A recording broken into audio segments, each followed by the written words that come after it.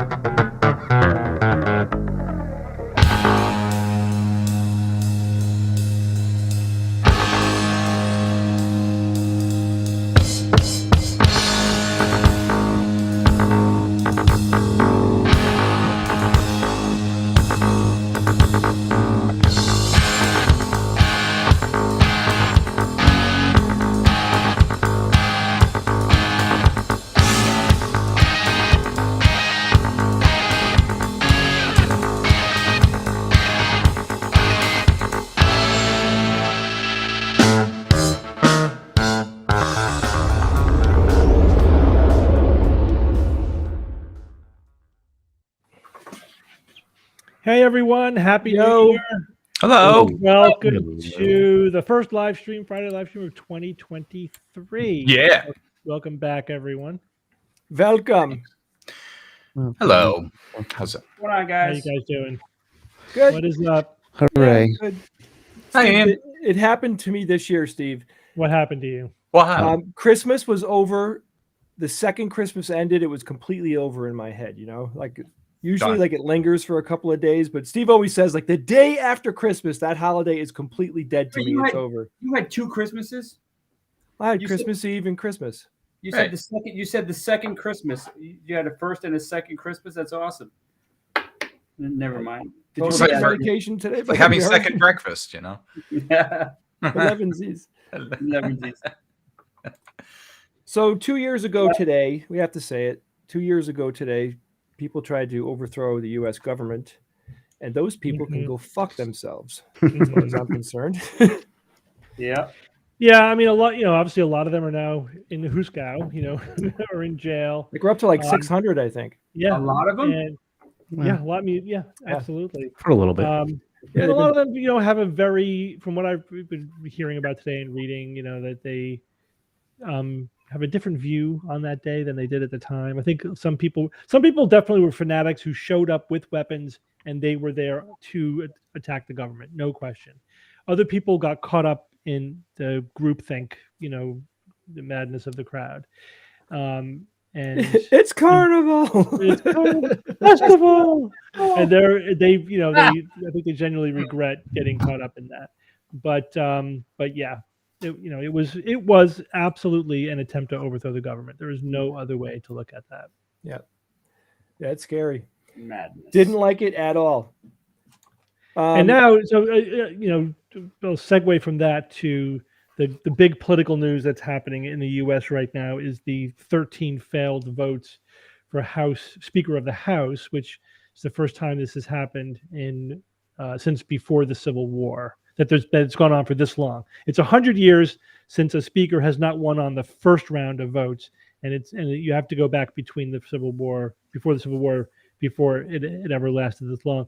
And I read an interesting article about relating that to January 6th, saying this is basically the same part of the political spectrum that was responsible for January 6th. This is just another way of shutting down the government, right? That's what they're doing.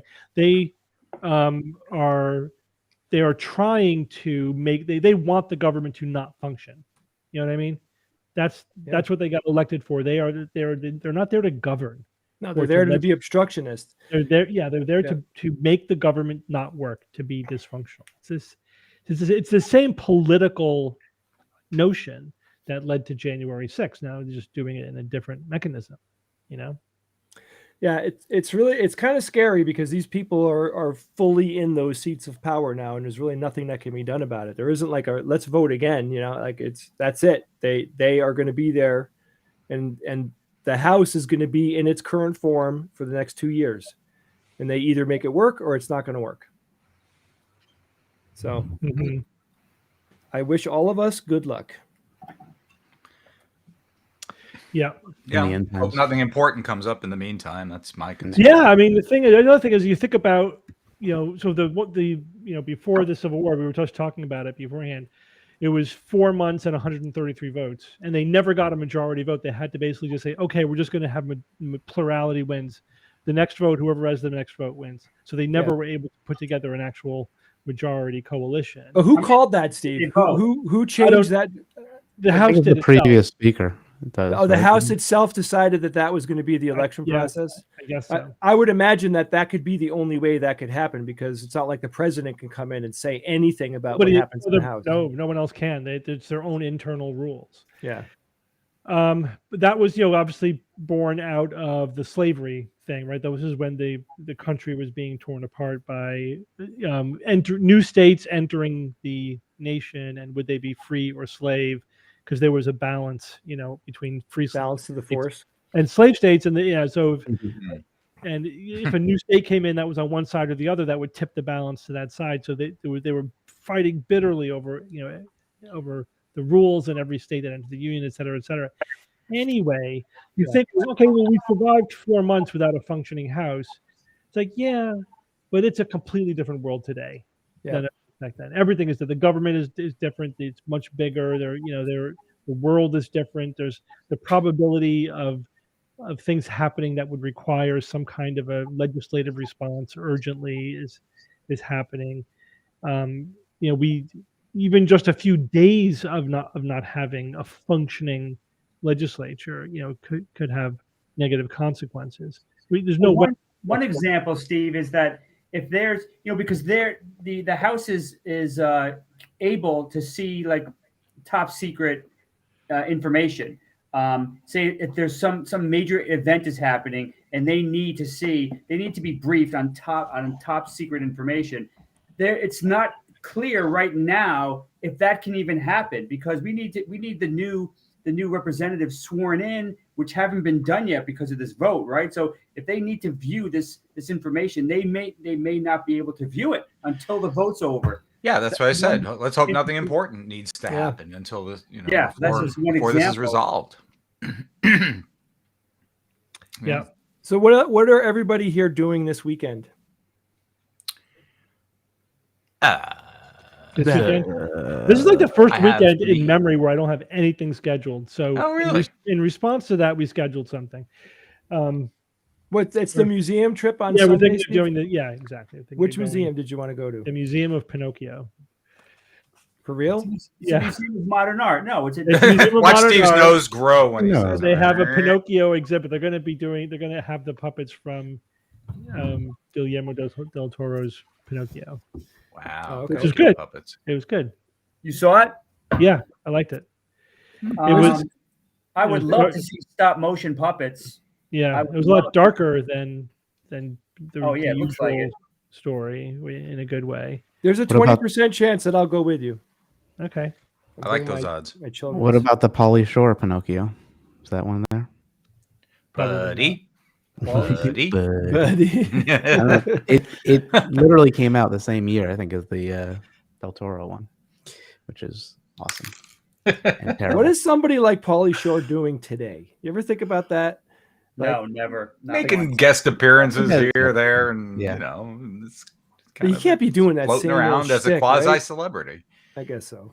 Yeah, you'd be surprised. People love throwback, celebrities to come out of the hole every once in a while and do something weird, go on Fear Factor or something, whatever the equivalent of that is nowadays or something. I gotta play the video for you. It's too good not to play. All right, let's do this. Oh, here we go. Oh, speaking of Fear Factor, right?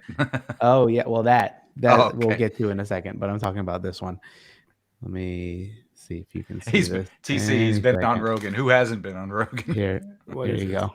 This is Pauly Shore's Pinocchio. Let's see how you like the voice acting. Pinocchio! Father, when can I leave to be on my own? I've got the whole world to see. You are too special. Oh my gosh. What the hell did I just hear? That was so Pauly Shore. Father. Oh my on God. my own. Sorry, I don't want to meet anymore. That's so dead on. Oh my so God. Bad. When can I leave the biodome? Don't lose the jizz. So I heard somebody said somebody recently was on Joe Rogan and did something. Was there drama on Joe Rogan's show recently? Yes. So I have two videos. One is like rather lengthy, but let me preface it with this other video because it's more indicative of Joe in general. It was Brett Weinstein on there, and he's like doing, I don't know, his bullshit tour or whatever. But here's Joe's general sense of the state of the world and his existence in it in 2023. Let's see. My personality that is just immune to bullshit. When bullshit hits me, I'm go, oh, I know what this is. I grew up without a dad. Okay. So, I don't know. That was a short clip, but he's apparently immune to bullshit. My person. Oops. Let me get rid of that fucking thing.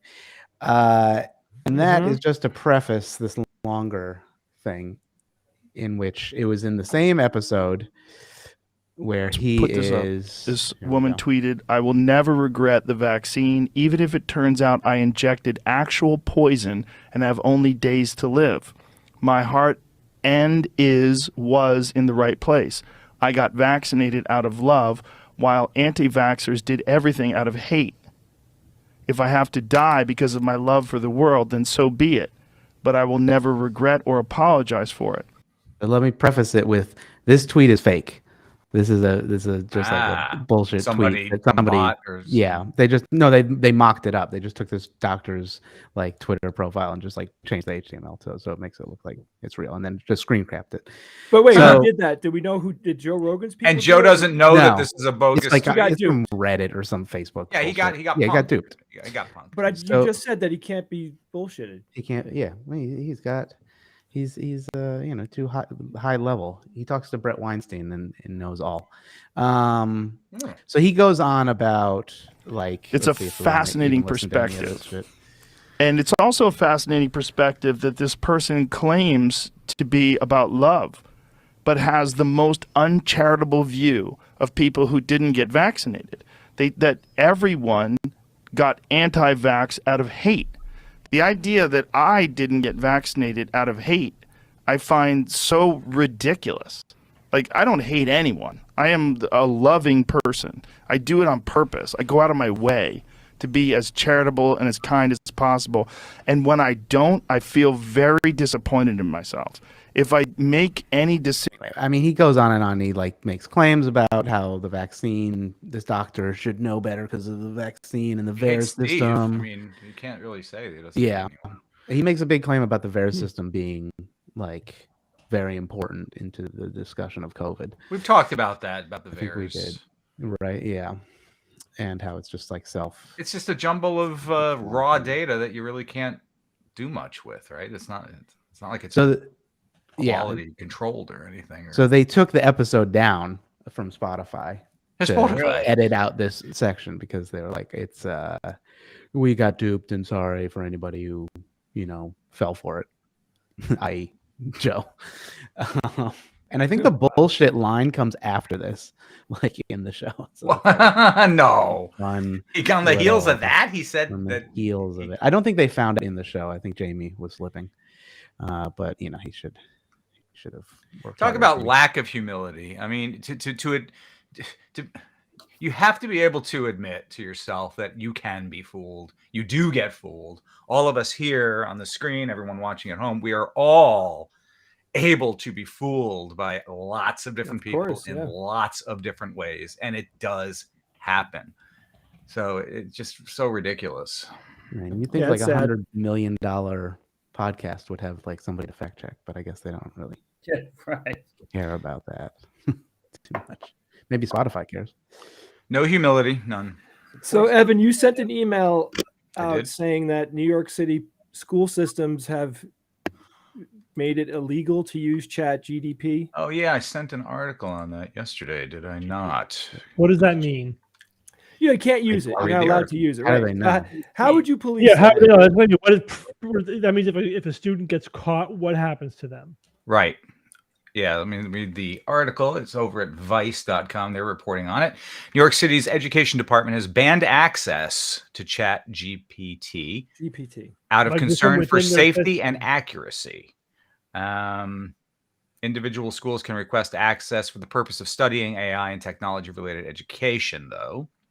And here's a quote. Due to concerns about negative impacts on student learning and concerns regarding the safety and accuracy of content, access to ChatGPT is restricted on New York City public schools, networks, and devices. Yeah, that's useless. That's worthless. Yeah, it's worthless. It's also the exact wrong approach. They are trying to squeeze that genie back into the bottle, and it's not going to freaking happen. Yeah, it's a Band-Aid for something that's much more complicated. It's pointless. It's fighting. It's trying to hold back the tide. Whatever you pick your metaphor, it's completely worthless. What they should be doing is figuring out. It's like banning calculators from math. Like students don't use calculators when you do your math homework at home. It's like just give it up. They're going to use calculators. Just incorporate this technology into however you design your education and evaluation system. So, I've obviously we've been tracking this very closely. And a lot of people have suggestions about it. One was, make students turn in their essays in handwriting. Okay, I mean they could just hand copy whatever they do from ChatGPT, but at least it forces them to actually write it out. That is a terribly ridiculous, that's a stupid idea. It wouldn't really fix anything. Just give them busy work. But I think you just either need to just not use essays, right? As your way, Bob. I wrote mine. Not use essays, or if you do, you have to give students a task that ChatGPT cannot do. And third, whose house is on fire? That's me. Is your house on fire? I actually think it's once you read a dozen ChatGPT essays, I don't think it's hard to pick them out. And I think a teacher should become adept at identifying the results of ChatGPT. And what you have to do is give in the assignment, you have to say your essay cannot sound like ChatGPT. So in other words, you can't if you hand in an essay that sounds like it was created by ChatGPT, you fail, even if you wrote it yourself, because the assignment is to write something that does not sound like ChatGPT, and the teacher has to put in the effort to create the prompt. They actually also call it a prompt. When you give a prompt for an essay assignment, that is designed in such a way that the output would not look like something that came out of ChatGPT, that requires some kind of layer. It can't just be like organizing facts in a coherent, linear way, right? That can't be the assignment. Like, give me a summary of this, whatever. But that's not even good enough, Steve, because it is for now anyway. But we're on version 1. Version 2 is coming out this year, right? Version 4, actually, right? So the full version 4, like every time that they version this thing, it's an order of magnitude, if not more, better than the previous version. Yeah. So the newer version is very likely going to be able to adopt styles of writing. We don't know that. And it's not just about. And don't forget about style. It's about the content has to be creative in a way that ChatGPT just doesn't do right now.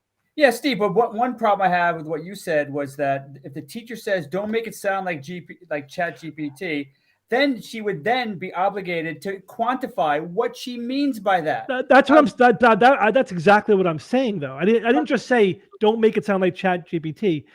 But I followed that up with, in that the prompt has to include criteria that ChatGPT cannot do, elements of creativity. Like, tell me how these things are like this other thing. Whatever, it depends on the subject matter you're talking about. It can't be purely factual.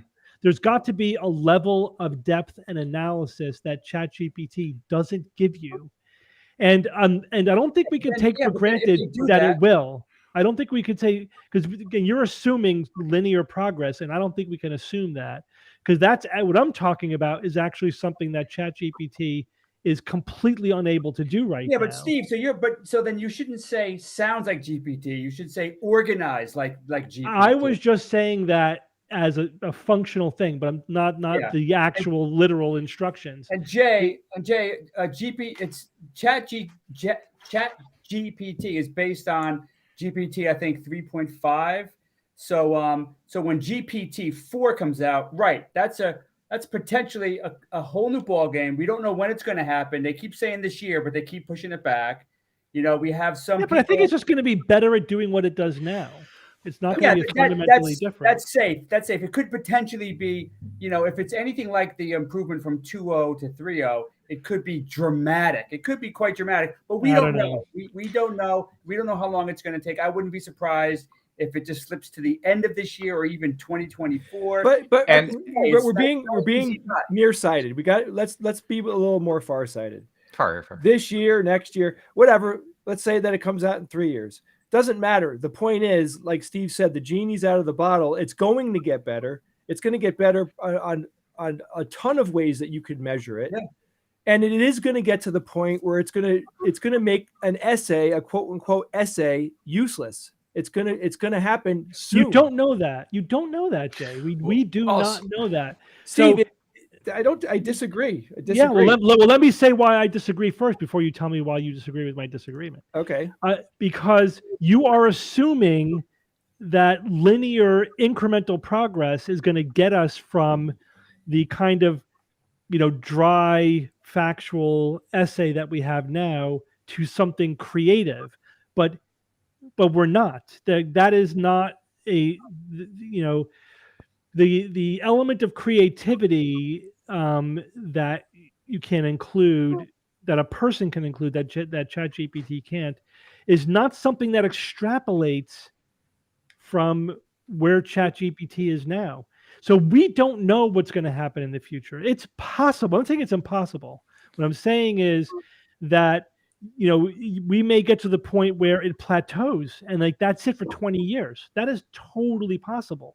Yeah, but it's just a really good chatbot, and maybe it can add more style or whatever, but it doesn't, using this method or anything extrapolated from this method doesn't get you to that level of creativity. That may require a completely different paradigm, and we don't know we don't know when that will take place. That could be a long time from now.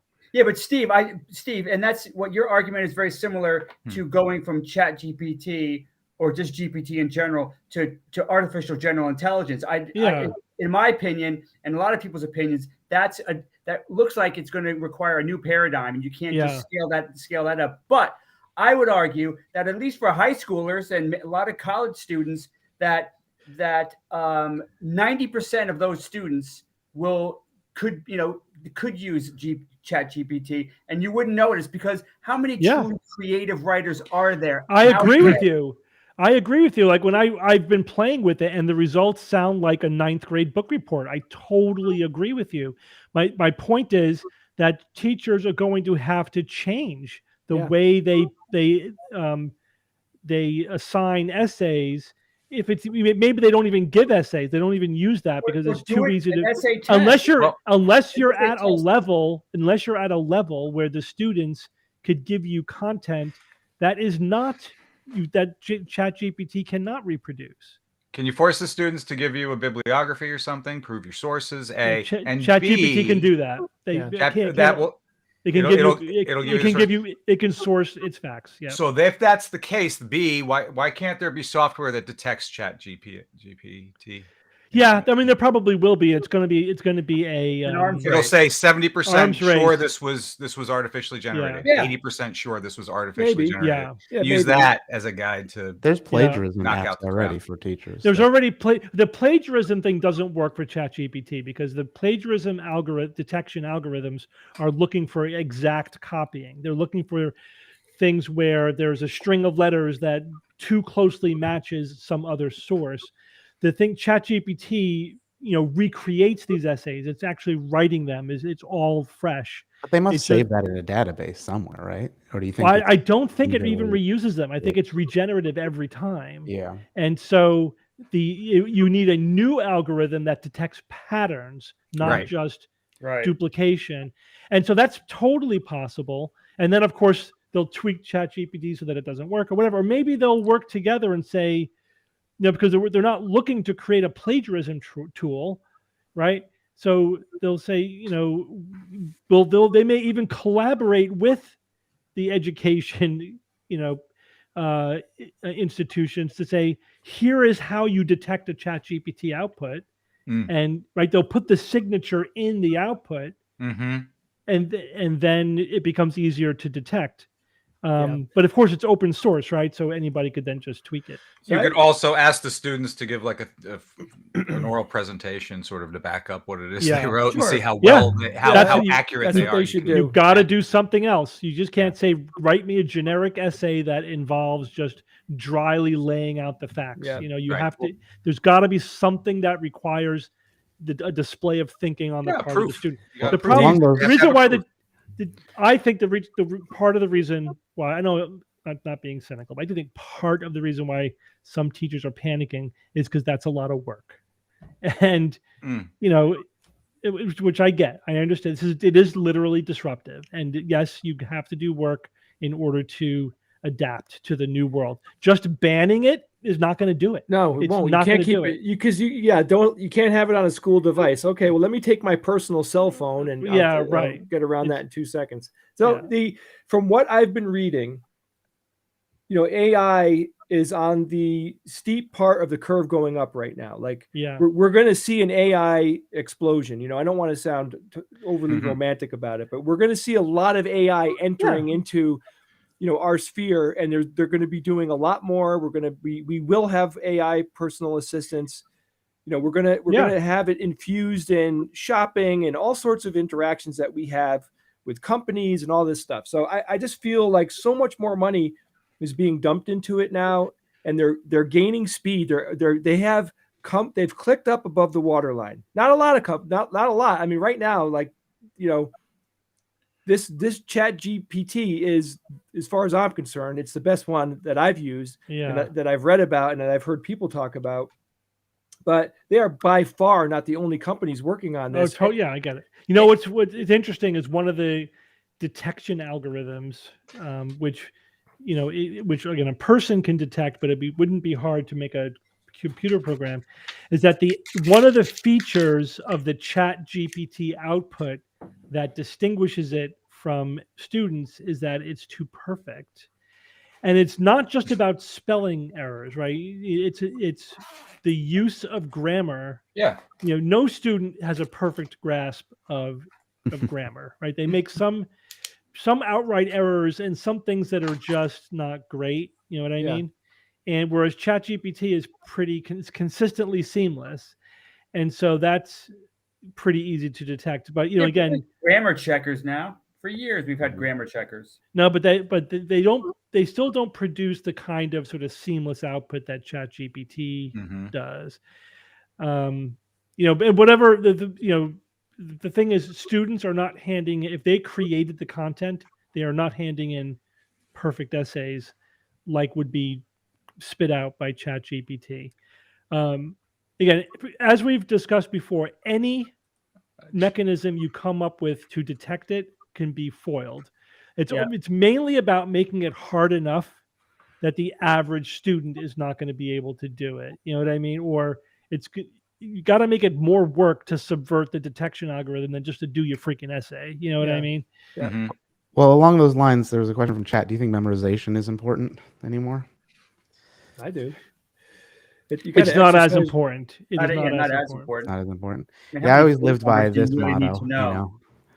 What do I always lived by yeah, that right. motto. You know, I'm just saying. Okay. Also, I don't know if punitive measures are a means of trying to stop some students who would otherwise use it to think twice about using. Basically, if you submit something, we find out that it is you not only fail this assignment, you fail the class. You're done. One and done. I mean, I just don't think zero tolerance for cheating. I don't know.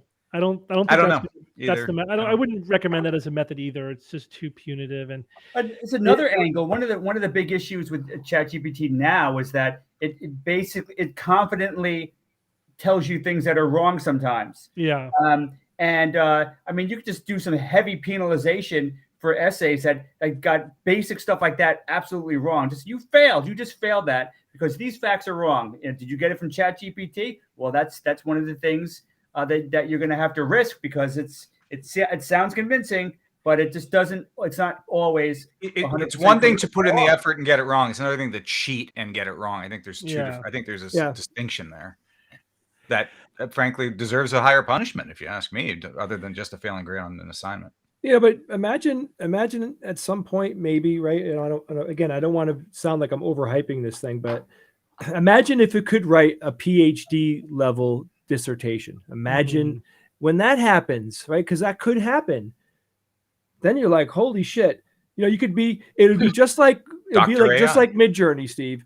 You ask it and you massage it and you work with it. You know, you request it. Then you're like, all right, rewrite it, but do this. Rewrite it, but do that, and add this. And and you kind of use it as a super powerful tool to help you fashion. But I kind of what I'm saying is we need to get to the point where, whether it's art or essays or whatever, the only thing that matters is the quality of the output, and it doesn't matter the tools you use to create that output. You have to. You have to judge the output on the outcome. And so, and just like as we discussed, like when cameras became widely available, there was this concern that, this is going to destroy art because now you can create perfect images without the talent of having to paint it or recreate it or whatever. And so the reaction of the art world was to just go in 100 different creative directions that you couldn't duplicate with photography. And that's what I'm saying. That's what's going to happen. That's what has to happen. We might as well go directly to that point rather than playing around with these false notions that we're going to be able to ban it or reverse it or keep it from happening or whatever. So it's like, just get me the right answer. I don't care if you use tools to get me the right answer, if you use a calculator or whatever. You just need to know how to get to the right answer. In the world, that's all that matters.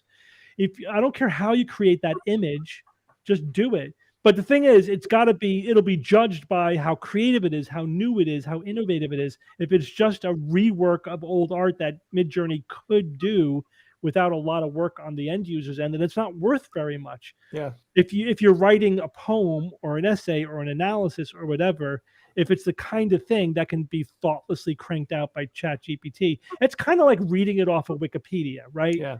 It's the same thing. People can already do that, basically crib Wikipedia, and that's why it's already a huge problem. Then you don't get much credit for that, But if you show actual analysis and understanding or whatever, I think it could make education better if you embrace these tools. And this ties back in. I'm sorry I'm going on a lot about this, but obviously I have strong opinions. But it's okay. Ian, you actually bring up an interesting angle to this, because that about memorization versus looking things up. Because I have experienced that change over the course of my medical career, right? Whereas at the beginning of my medical career, in the early 90s, memorization was hugely important because you needed to have access at the point of patient care at your fingertips to the information that you needed to make clinical decision making. In the early 90s. Yeah, in the early 90s. That's when there was no internet to rely on. Right, when there was no internet. And now I'm practicing in 2023, and that it really doesn't matter anymore. I mean, you need to have certain information at your fingertips. You can't have no information, but it is literally more important to know where to get information Sure. than to memorize it. It's important to know how to evaluate the quality of that information, how to synthesize it, how to digest it, and how to ask for it. How to just your Google food, just your search. I mean, I've done searches on my desktop with a patient sitting in front of me, and with them, like I've never heard of that before. Let's see what but I can very, very, very quickly get to authoritative, scholarly information, and decide, is this enough for me to make a decision, or do I have to say, all right, I'm going to look more into this and get back to you, or whatever. That's the new skill set that you need to have. You need to be able to access information, quickly evaluate the quality of that information, synthesize it into a more of a global understanding. But yeah, just memorizing a bunch of facts, no, it's not worth that much. And again, I've been in medical education for my whole career, and medical education has likewise completely changed from asking students to regurgitate facts to asking them to demonstrate understanding. Yes. And I don't really even ask them fact-based questions anymore. We're not even supposed to do that. We're not even really supposed to ask them fact-based questions. We're just supposed to ask them to give us an analysis, right? That's all that meant. And you know what? It's better. It's better. More real world. Yeah, because at the end, good, medicine is applied, science and knowledge. The only thing that matters is, did you get to the right decision at the end of the day? I don't care how you got there. If you had to look it up versus you had it memorized, who cares? Yeah, if you you're get totally to the right. right decision, that's the only thing that matters. And I think that you can apply that same idea to all of this. The only thing that matters is the final result, which has to demonstrate understanding, not how you got there, what tools you used to get there. And so I think freaking out about this, I get that teachers are overworked and underfunded, and that's the driving their reaction. I'm not being judgmental or blaming anything. I'm just saying you have to embrace this, and we have to embrace the future and roll with it. If you fight against it, you're just delaying the inevitable and making it worse. Yeah, because they need to start talking about this stuff right now. They need to come up with solutions right now, and they need to change the way that they run their business as an institution. They've got to really think about it. So I agree with you, Steve. Like, putting your head in the sand has never helped anyone ever. It just doesn't work. No. All right, let's do a paradigm shift in the conversation. I'm passing the puck over to Evan. Go ahead, Evan. The floor is yours. Thank you very much, Jay. Very good. All right. So, we're going to play a little more Jeopardy today. We'll continue the ball rolling. We seem to be having fun with this. Now, guys, if for 2023, I'm willing, if you want. I have my electronic tools here. Yes. If you want, I'll keep score for you guys if you want to make this kind of a year-long kind of competition thing, or if you just want to do it for fun. What do we win? Yeah, I guess that's the thing. Come on. Did we win SGU swag or something? You win Evan swag. I'll have to come up with something. I'll look around. I want that shirt. I'm not using. Can't have this shirt. This is my shirt. All right, let's do this. All right. Now, weighted dice. So the other day, again, for those of you who don't know, when I'm with another podcast, board game podcast called Which Game First, we play on Monday nights. We do a live stream when we're playing and learning about the board games simultaneously. We do some back and forth trivia with the audience, and I do it in the form of Jeopardy. Just gives structure to the questions, and I usually come up with the categories based on the title of the board game that we are playing online that night. So the other day I prepared a Jeopardy for a game called Fantasy Dice Battles. So that's why the first three categories are here are fantasy, dice, and battles. And I usually have a wild card as the fourth category. But actually, we didn't play this game. Even though I prepped all the trivia for it, we wound up not playing this game online. So this never went anywhere. So it is otherwise never going to see the light of day, except right here, right now on Friday live stream with the SGU. So, guys, am I keeping score or not? Or just yes, keep score. Sure, let's do it. I will keep score. All right. We chose at random in the back room, and Bob, you were chosen to go first. Select your category and amount, please. And of course, play at home, folks. to your delight and share with me your scores if you like. Bob, take it away. Disparate disassociations for 200, Alex. Oh, yeah. I guess I have to control the board here, don't I? Disparate dissociations for 200. A stone fruit grown on palm trees, grown primarily in Egypt. Apricots. I don't know. Yeah, I was gonna say that. Ian says apricots minus 200 for Ian. What? You lose points? Isn't that how Jeopardy works? It is. No, It is. no, it isn't. Nope. It is. Yeah. Is it a date? Date. Jay is right. It is. Date. Disparate. Dissociate. It's okay. Yeah, it's the wild card. An alliteration, right? Yeah. Is that the idea? Okay. All right. Jay gets 200. 200. All right, Jay, you control this board. I want to take dice for 200. Dice for 200. An anatomical nickname for Bones. dice. What are bones? Bones. Steve got it right first. Wait, Bone. really? Yeah. All right, Evan, are you going to enforce framing it as a question or no? Bob, you need to wear headphones because it cuts you out. I think technically Bob was like, Yes. Was he first on that? just I heard put Steve. headphones in because it echo cancellation kills. I didn't you. hear Bob. Okay, so No, I'm not. I will not be the stickler and go with the what is or the. All right, so I won't bother saying that. Yeah, I'll that's just just shout out- I'll that's just too shout out difficult. bones. Too difficult for me to discern. So But if you do shout out a wrong answer first, Yeah, I'm going to you're give you done. the minuses. All I'm right. not going to play. Why? Because of the minuses or because of the No, I headphones? mean, if All right, my give it to microphone- Bob my if he said it microphone's messed first. up. Oh, it's is that what it I is? think it echo canceled him. So we'll pay attention to Bob's your in inferior mouths. quality. All right. Bob gets 200 and controls this board. Fantasy 200. George R.R. Martin. Game of Thrones. Jay. What's Yes. I was like, yeah, okay, all right. Yep. Just the first one to answer it. It's pretty simple, right? Where's my escape key? All right. Jay. I'll take dice for 400. This is considered the safest bet in craps. What is 7? So, 7? Nope. Steve. Oh, yeah. What do you call that? Yeah. If you want, you could guess again if you want. But No, you I won't be able can't. No, you Yeah, can't you- guess. You It's technically when she can't. was You're can't. supposed to be locked out. I think I know what it is, but I don't want to lose points. Final guess? Anyone? Can I say it without losing points? There it is. I knew it. There it is. I knew it. Pass. Pass line. The pass line. Yep. God damn it. Didn't Jay, you trust still me with control that. this board. 600 dice.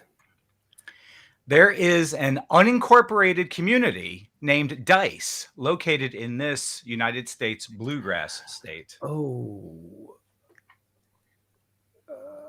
What is Kentucky? Kentucky. dang Yes, it. Steve. I was Kentucky. like, I was like, bluegrass has got to be Kentucky. Just going on bluegrass. I have no yeah, idea. that's like, Yeah, well, that's, I did kind of Kentucky throw bluegrass. that in there. Oh, Thank sorry, you, I forgot to give you the Caddyshack. answer. Kentucky. Everything I learned about Kentucky, I learned from Caddyshack. Steve controls this board. Kentucky. Dice for 800. The slang term meaning, and I quote, to break a body of information down into smaller parts. Dissect. No, Jay. Minus Damn. 100. Or to examine it from different viewpoints so that you can understand it better. And again, it's a slang term. See what I did there? Slang term. Final thoughts. Oh, no. Beep, beep, beep. What do you got? Slice and dice. Oh, there it is. Oh, Dice. slice and dice. Slice and dice. That's a good one. I Jay, thought you it was still- dissect because you hear the word dice in there. I Dice. don't know. Yeah. I tried. Steve controls this board. Fantasy for 400. Here we go. Fantasy for 400. His works include the Xanth series. Piers of Anthony. books. Piers Anthony. Steve is correct. That is Piers Anthony. I read every one of those fucking books. How were they? They're good like when you're in college. I probably wouldn't age well, but they were Okay. good. They're fun. Steve They were controls good. this board. Fantasy for 600. Roland Deschain is the main protagonist of this Stephen The King Tower. series. Bob, you want to re-clarify? the Bob? tower? No, Dark The Tower. Dark Tower. Sorry, Bob. Evan got it. I mean, Ian got it. Ian got it, yes. Yeah, Dark Do Tower. I lose points? Is that how it works? Yeah. Yes. Yes, Bob. That's how it works. That really Yeah, sucks. Has to be the dark. Makes me not want to play, right? Did you Hey, guys know? weren't you a model on the cover for the Dark Tower? Not the cover. I was Who used was? as a model for inside artwork. No, is that Yeah. right? Is Yeah, that because, Michael Whalen did it. Michael Whalen did the artwork, Yeah. huh? Yep. What a small world. Ian, you control this board. What should we do? Look, 800. Let's see what fantasy Fantasy goes for with. 800. Mm-hmm. Uhura's first name. Oh shit. Right. Right. I know this. I Oh, had to wait, look it hold up on, too. It's coming. I I'm feel seeing it. if anyone. I'm looking at the chat now. Yep, Bill Smith. Yeah, if you want. Oh God damn it! I can know hear this. it. 3 seconds. I can hear it. Oh, I Beep can't beep believe. beep. Nyota. Nyota. I was gonna say lieutenant as a joke, but Lieutenant. Yeah, I did that once. What's Chekhov's first name? Ensign. Pavel. That's good. Ian, you still control this board. Let's just go up 1,000. Fantasy for 1,000. Technically, that was sci-fi, not fantasy. Yeah. Well, Okay, that's fine. I know. I'm just when you look it up online, they throw it into the fantasy genre. In 1850, this 1851 novel by John Ruskin is considered by many to be the start of the modern fantasy genre. This is a book I've never heard of in my life. Believe me. I have no idea. I'm gonna guess the Once and Future King. You're gonna guess that for minus 1,000, Steve? Okay. You can do that. That is not correct. Although you got one of the words correct in the title. That was in there. Yes. Any guesses? Let's see what the chat says. Anybody say it? No one. I'm not seeing it. Beep beep beep.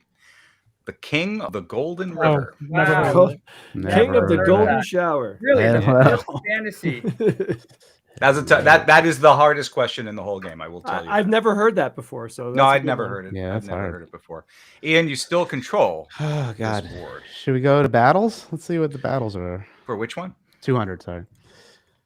1944, Germany's final offensive military action, pushing into the Ardennes forest.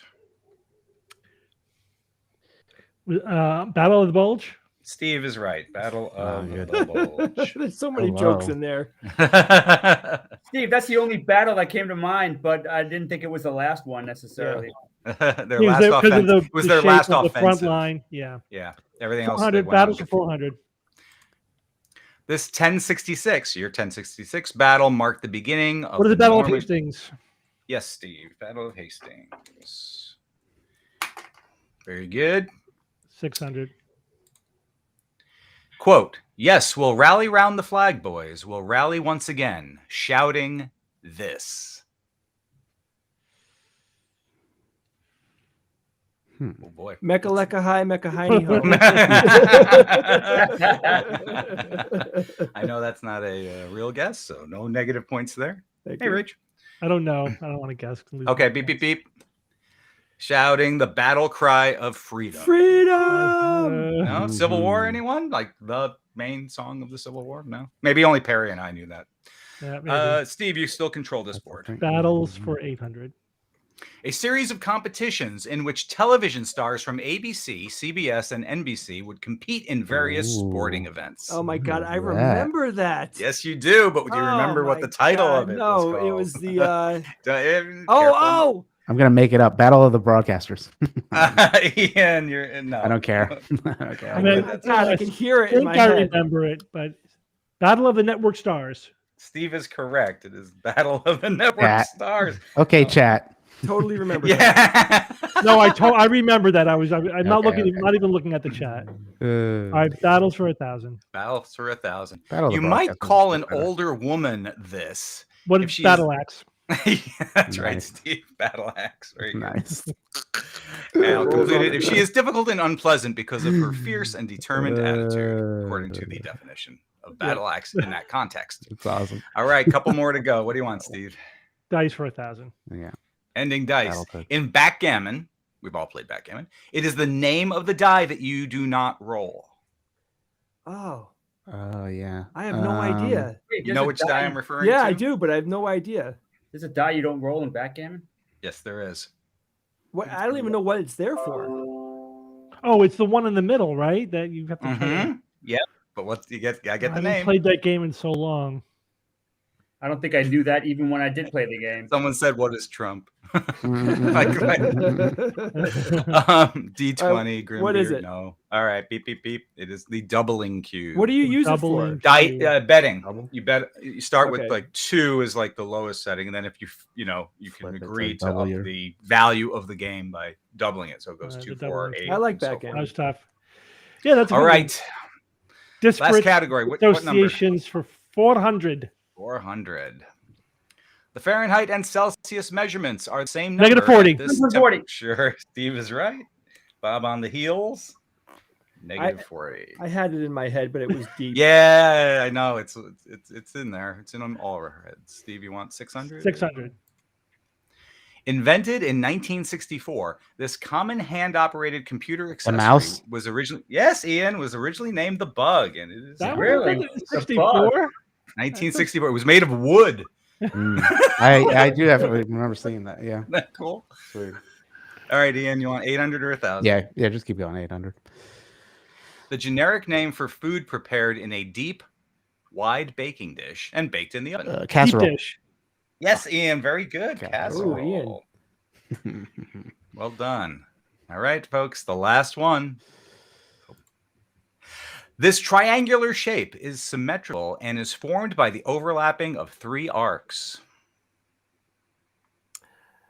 There's a name for it. You've seen it. Yeah. You can almost visualize it, right? So it's not perfect line triangles. It has these arcs to them. Yeah. Oh, wait. It's somebody's name, isn't it?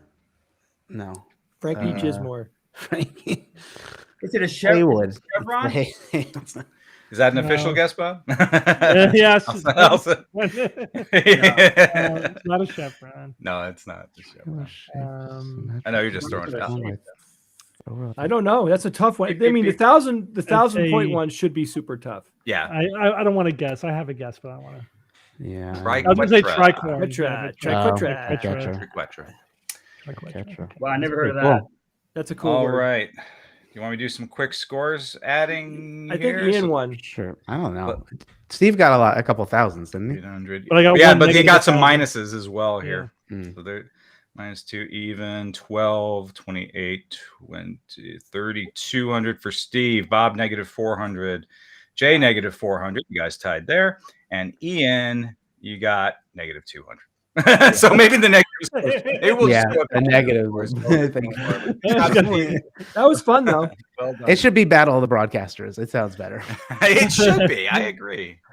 Rename it. Relaunch that whole series. And I like the keeping score bit because what it taught me is I have absolutely no perception on what's going on in the game. That's fair enough. Yeah, it's a measurement. I would have guessed that all of us were in the positive numbers. So wow, man. Yeah. You just it's a bunch of minuses on that score pad right there. Yep. Okay. Holds you down. That was good. Hope you had fun. That's fun. That was fun. Good. All right, Ian, you don't have to share my screen anymore. Do I have to stop sharing? Yeah, that's yeah. good. You can There do we it. go. All right, There there we we go. go. There he is. Scott's Well, watching boys. 30 seconds behind. Hi, Scott. What else? Well, I am definitely I've been very busy taking care of my children this week because my wife is away, and my God, it's more than twice as hard when you're doing it by yourself. I'll say that. It's not like impossible. we would be sharing the responsibility because there's compound like tiredness from the previous day. Mm-hmm. So I'm gonna treat myself, and I'm gonna make a couple of loaves of bread tomorrow. Nice. I was gonna ask. A little for making relaxer. Mm-hmm. We'll make a third one. Come on, it's easy, and I'll just take it. And Ian and I are gonna. Well, Steve is gonna be involved with this too.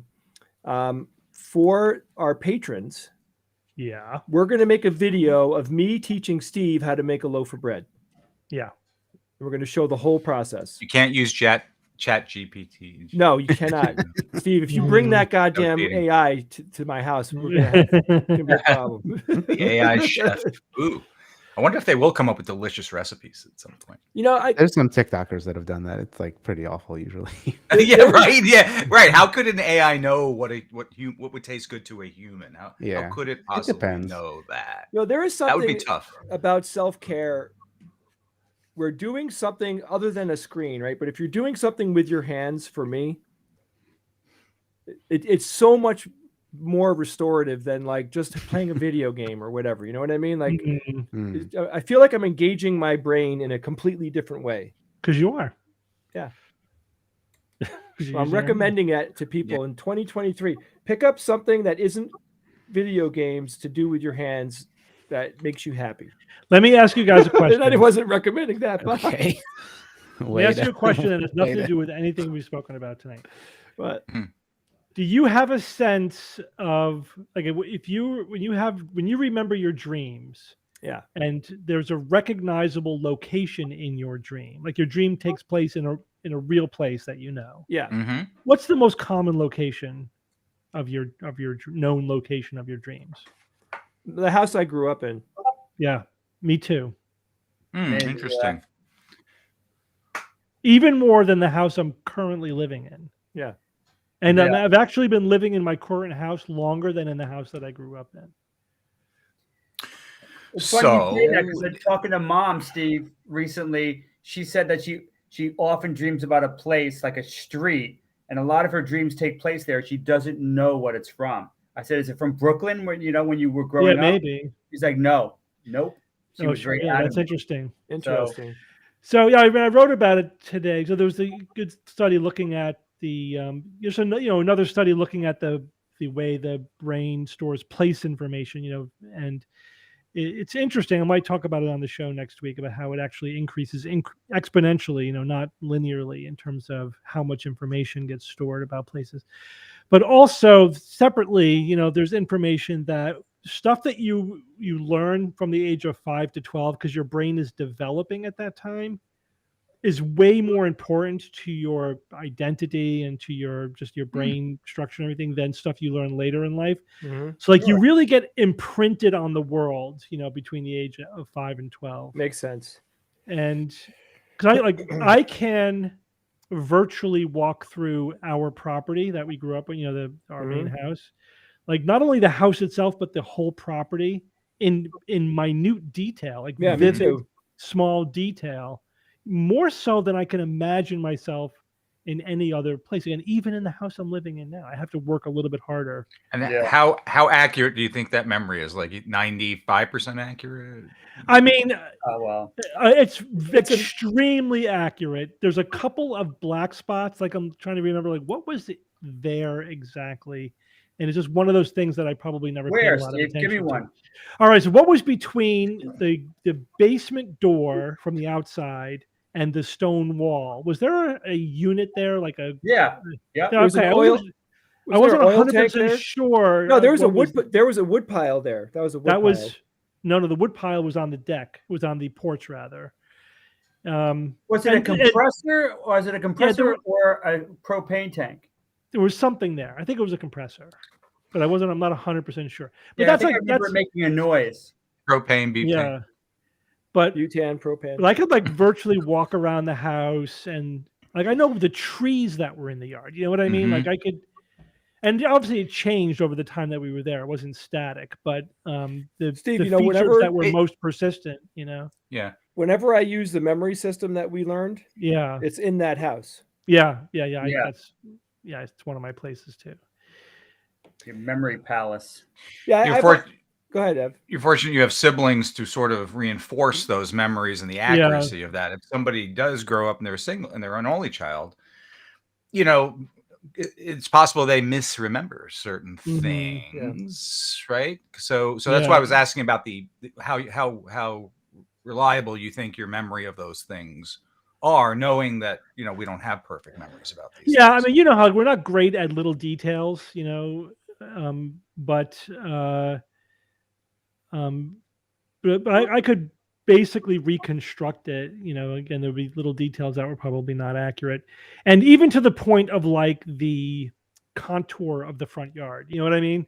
Yeah, that's really, really well ingrained in my memory. It would be neat. I'd love to give you guys a quiz someday. I'm going to get an old photo album of your house and stuff, like 100 pictures, and I'll say, "Hey, Steve, what was next to the door in this room? Do you remember what picture was hanging on the wall?" And see if, and use it as a means of seeing how well you remember that kind of stuff. That'd be a cool game. I'm deeply sentimental about that house. I really am. Like that. In a lot of ways of measuring happiness over my life, there was nothing quite like being a child growing up in that house. I've never been so emotionally free in my life, and I never will again. The ratio of like responsibility to freedom was optimal, you Yeah. know, because we pretty much were just left to our own devices, you know, Yeah. and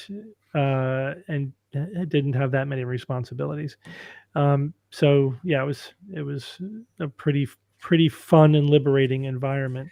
And we had a big Ironically- family. We always had friends around. You know what I mean? We always had people outside the family who were visiting us. So it was always something going on. So to be ironic about a statement I made a few minutes ago, some of my favorite memories are us playing the Atari together when we were kids. Mhm. Because it was a group thing. We were sitting in a room together and we would be like doing like round robin matches. Mhm. And if friends came over, they just slip right into the round robin. You know, it Yeah. was like very seamless. I remember you playing a game, Steve, where the bombs are dropping. Yeah, the Bombardier. Yeah, Remember that? That was one cool. of my favorite ones. Yeah. Yeah, the Atari. That was so much fun, man. It was a revolution. Going from no video games to video games. Yeah. It's huge. Yeah. It's huge. No, that's It a big was. step. No, it definitely was. They were so crappy based upon what we have today, but now like It's all relative. It's all relative. it's all relative. I know, like our kids, you know, they grew up with games that we would have lost our mind over. Oh, when forget it. were We their couldn't. age. Probably Oh couldn't my even God. But they- conceive. They completely take it for granted. It's like, yeah, this is the world's always had games like this. You know. Oh my Insane. God. All right, I got to go make dinner for my children. Okay. So you guys stay Go here. be a responsible parent. Go ahead. Yeah. Well, my wife is actually in a meeting. She gets home from a business trip. She was gone all week. She gets home from a business trip, and literally, like, her boss calls in and says, "We got to have a meeting tonight." It's like, I just gotta. So I got to go make my kids food. So this was fun, guys. We haven't been together in a few weeks. Yeah. Mhm. Nice kickoff to 2023. Yeah, so we'll be back here next. I guess we will confirm that we'll be back here next week, right? You guys can do it. Yeah, I don't think I have anything going on. Ev, you might start getting busy though, right? Yeah, it'll be a little touch and go as we get deeper into the spring. So, but my default plan is to be here on Fridays as Okay. Good. as best as possible. Sounds good. All right, all. Bye, All Jay. right. We're going to close down. Oh, we're going to close it all down. on the Okay. stream. Yeah, All I think right. we Save should your end questions the for stream. next Sure. week and stuff. Yeah, You know? yeah, I'm Yeah, we hungry. got a bunch of questions. We'll keep them. Yeah. All right, No we'll talk to you guys chat next week. GPT questions, please. Bye, guys. Yeah, Okay, bye, All right. guys. Thanks, everyone. It's a Happy New Year long again.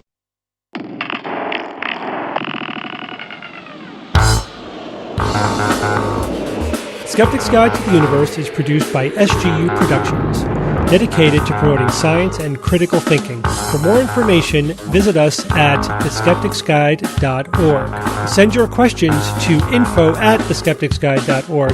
And if you would like to support the show and all the work that we do, go to patreon.com/skepticsguide and consider becoming a patron and becoming part of the SGU community. Our listeners and supporters are what make SGU possible.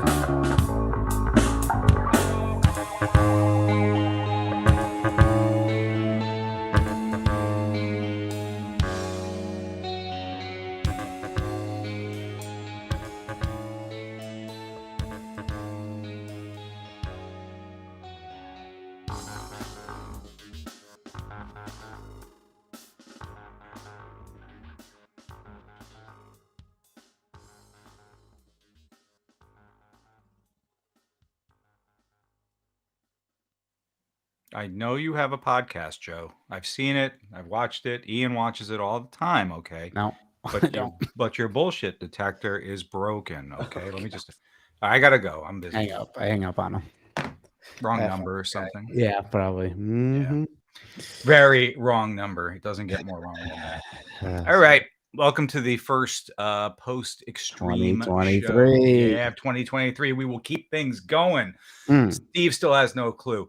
Bob still has no clue. As Yeah, far as he I know, barely Kara has has a no clue. This is our time. This is the time for Ian. This is the time for me, Jay, normally, and yourself. Thank you for joining us today. I hope everyone's doing well. Mhm. Now, on to the real business of the day. I got some Mm. games for the holidays over here. Oh, Yeah, board games. So that's why my new background is like a display I was of thinking. a lot of the board games. that's a lot. A lot of Yeah, extra. it's a lot. You see, I've never really been much of a collector of board games for the amount that we played and stuff. Our co-host Ed is the one who is the collector of games. He has like a shelf of like 3,000 of these things. So he's kind of the repository. He's our bank. He's our archive. He's all that stuff. Oh, and thank you, Bill. Thanks for the Jeopardy shout out. Yeah, I'm going to see what I can do maybe about tweaking some stuff. I'd love to be able to figure out a way to get the audience to somehow play, but I don't know. Any suggestions, feel free to send them my way. But I got some classics here, or at least ones that look good behind me for like our show and when we record our podcast and stuff. We also record our podcast and put it up on YouTube as well. So it's nice to have a little background on some games. Terraforming Mars is here. Photosynthesis, a game I have not played before, over here. And it's classics. Carcassonne is a classic. Of course, Wingspan you may have heard of. Scythe, Quacksalquidlingbird, Downforce, a couple of... and a game called Subatomic. Something about the building of atoms. So I like the science-themed board games. They've been very good, the ones we've looked at and reviewed before. So looking forward to playing some of these. So yeah, it was a nice, good little holiday gifts that arrived at my doorstep. I didn't know Santa worked for Amazon until recently. It's busy, man. Other than that, yeah. Bill Smith, Terraforming Mars with the 5 hearts. Absolutely. Who said Catan is boring? Okay. So Catan is back ordered. It was ordered and it's back ordered. Yeah. Marina said it's boring. And Marina says it's boring. Quacks though. Marina likes quacks. Monopoly, no Monopoly. Sorry, Monopoly's kind of a broken game for me. And Catan, Catan's a good game. I played it. I don't own a copy, but it's on its way. So that will also. Seafarers is a good expansion. I like that. Dominion, very good. We love Dominion. Among other things, you can check us out at Which Game First, a board game podcast, and see everything that's going on over there. We're about to go into our 5th year of doing that podcast. I can't believe I've been doing Skeptics Guide. I'm in my 18th year of Skeptics Guide. I'm in my 5th year now, going into our 5th year of Which Game First. So that's like 23 years of podcasting goodness in my life. We should start something else too. Maybe like TikTok we should. campus? Ian, you and I. Oh no! I was thinking something about what could Ian and I have for a podcast. What could we come up with together? Ian likes to fly drones, for example. Call it Dronecast. Call it Pod Drone. Something, we could just put ourselves in situations where people mistake either of our names for each other's. Yeah, and that way Jay gets totally confused because right now he gets it right about 60% of the time. Yeah, I'll be Evan, you be Ian. That'll be good. That's right. Basically the same name. Yeah. The In twins. The The In brothers. We're Evan, Ian. Ian. Yes, Drone On is a good one. Yeah, drone on and on and on and on. Oh yeah, we can come up with all kinds of stuff. We'll put some more thought into that. Definitely. Yeah, just hope everyone had a nice holiday break. I'm about to get into my real busy time with the wonderful world of tax preparation. Hooray! I mean, it's fine. It's a job. It pays the bills. I do it decently enough, that my clients keep coming back to me. So I'm happy about all that, and my clients, actually pay their invoices. So I'm happy about those things, the basic parts of it. It's not my dream kind of thing. It's not my passion. Look at that game shelf someone put up on Discord. Nicholas US. Yeah, very nice. On the Discord, everybody. Ticket to Ride. Yeah. Oh yeah, Ticket to Ride. Absolutely. Yeah. That's a good game. Patchwork Dual Evolution. So I'm not passionate about the work. What the part I don't like about it probably the most is how tired I get, because as we get towards the April 15th sort of crash deadline for a lot of things, my available hours just diminish, and I have to wind up pulling it from my sleep hours. Whenever I need more time, it winds up ultimately coming from the 6 hours. I usually minimum 6 hours of sleep. It starts pulling from that pool of time, and that's awful. I really hate that. So I try to get as much done early in the season as I possibly can to mitigate that, knowing that I am going to come up against a wall later in the spring. So that's the part I don't look forward to. But hey, it's a seasonal business. That's what it is, and that's what I do. Trump taxes could be a new board game. That's funny. Yeah. What drone do I have? I have a Mavic 2 Pro, a Skydio, and a DJI FPV. That's right. Drone, the fast one. Dang right. They're pretty fun. And are there distinct differences? You must have a purpose for each. The Skydio is like an auto tracker one, so it just like has 8 cameras on it, and it pretty intelligently dodges through trees and stuff like that. It's pretty awesome for like. Are those the ones I see flying, like the mountain bikers biking through Yes, the woods and stuff? It will exactly. follow the target. That one's good. Neat. It's the older one, but the newer one's like really good. So what does it follow me? It's like your cell phone is emitting a signal or something? It and it's does like tracking body that? tracking. It does body tracking, and I have the one where it connects with the cell phone and the beam or whatever it's called, where it like connects to the little device that I hold on in my hand that I can also remote control like it to do certain things. So that's pretty cool. There's the Mavic 2 is just like a high quality camera, and then the FPV one is like an FPV, so you wear the goggles and like it's fast. Oh yeah, the goggles. Yeah. Have I read the 14 CFR drone refs? No, I don't know if that's what is that. What is that, like the laws? Is that part of drone? my 107? Is that like the 3 laws of robotics, the 14 CFR drone refs? Asimov? I mean, I have my 107, so like that's a certification license. Certification, yeah, it's actually. And I took the test. Who issues that? Is it the FAA who issues that? Or FCC? No, it's FAA. I had to learn all the stuff for like weather conditions that pilots read. That's like their little short bursts of like text that like indicate like cloud coverage and wind speed and like coming from this direction, yada yada yada. Oh gosh, we can make a podcast about this, no doubt about it. Yeah. In fact, it would be if you nice want, Ian, I'm happy to kind of just host it and feed you the questions and stuff, give you the, and then you can, bring your expertise to the forefront. Yeah. Ask Ian anything, Sure, I will look it up in ChatGPT. All right, we'll talk some more about this. Okay. Mavic 3 is a favorite of Ukraine. I mean, I'm sure Mavic 3 is pretty awesome. Stephen Romero is saying, just noticed the picture of Steve Allen. Yes, finally somebody noticed it. Steve Allen. Not just a picture of Steve Allen, but a signed, autographed picture of Steve Allen. I won this. We're coming back. I won this plus a copy of Steve Allen's book, also signed, which I happen to have down here. Gotcha. 107 is under 14. Thank you, Josh. Right there. Book called Dumpth. Very good. Of course, Steve Allen's a skeptic of, and he also signed this. I won those for having won the Skepperty tournament or game run by the California skeptics last summer. So in which I played against Bill Nye the Science Guy and ISIL, who's one of the members and organizers of the California skeptics as well. And so that's hence the Steve Allen stuff. The Tonight Show or something? He did. He was was he the original first? Was he the first host of Tonight Show or the second host? I think he was the second, but he came before Carson.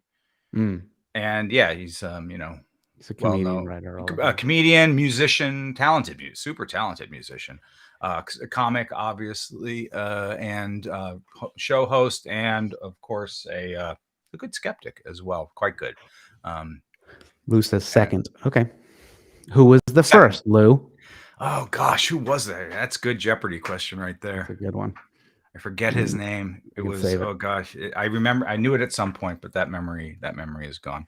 All right, I think that's enough of the post show tonight, Ian. What do you think? I think we're wrapped. I want to save some of the A material also for future post extreme shows. All right. Well, have a great weekend, everyone, and I think we'll be back next Friday if all goes well. Jack Parr, was it Jack Parr? Jack Parr. I think that's right. So it's either there's some debate in the chat. Jack Parr is first or second. Oh yeah, right. Alan was first, and then Parr. That could be right. We misremember so many things in life. It's hard to keep track of everything we misremember. All right, folks. Have a great weekend. Stay skeptical. The Parr is 2. Get it? Golf. Okay. It's a Parr 2. Par 2. Yeah. There you go. Okay. Goodbye. Good night. Thanks, Ian. Bye.